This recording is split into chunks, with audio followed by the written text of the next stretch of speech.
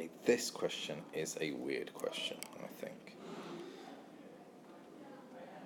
It is May 2016, paper 2x01, question number 7, and it's all about modelling.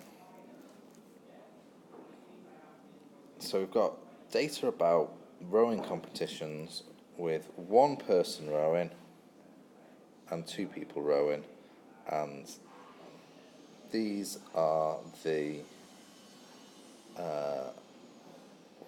the mean of the finalists in an Olympic Games. I suspect that it's real data, so you can probably check it. So there was a guy rowing on his own, 8 guys or 10 guys, however many are in the final, and on average they took 421 seconds to finish the race. And there's pairs of people rowing, and on average they took the faster, right? You should expect that. 2 people rowing, more power. Going the same distance, 2,000 metres, doing 391 seconds. And we're going to model this with the formula given to us. Where's it gone? T equals AN to the B. So since we've only got 2 pieces of data,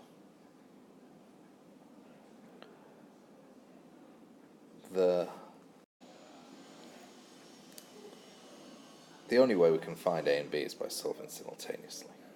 So let's put the 2 pieces of data in. When n is 1, we've got 420.65 times A is equal to, A times 1 to the B. So that's just equal to A. So that number is our A value. Our B value we can calculate from 390.94 is equal to that number that we just realised what it must be, times 2 to the B. If we've got an unknown in the exponent, then that tells us we're going to need logs. Let's do the division on both sides. Divide by 420.65. Make sure you're working to 5 sig figs in this question, not the usual 3, because it does specify that if you read the whole thing. So if you do that division, you get 0.92937. So 9 is equal to 2 to the B, which means B is equal to log base 2 of 0.92937, which evaluates to negative 0.10567, to 5 significant figures. Right, so now instead of t equals a n to the b, I can write t is equal to 420.65 n to the negative 0.10567. If you manage that, part B is quite straightforward. Estimate it with 8 rowers.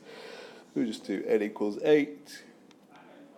Type that formula in with n equals 8 and you get the answer 337.67 I got. You might get a slightly different answer depending on where you're rounding it.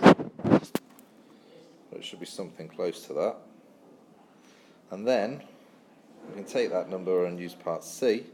It was actually 342.08, so we can calculate the percentage error.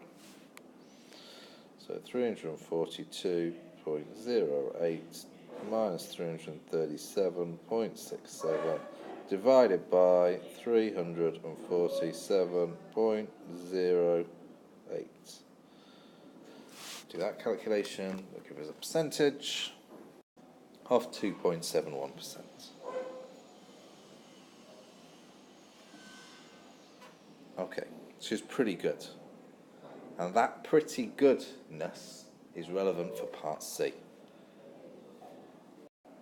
Sorry, I meant relevant for part D. Comment on the likely validity of the model as n increases beyond 8. And there are 2 marks for this, and I think this is a little bit tight because it's not obvious how you're going to get both of those marks. But what they're expecting is one comment that says close to 8. We've just shown that it's a good model, and that's the one you're likely to get to miss. And the other mark is for saying the further you get from 8, the worse the model gets.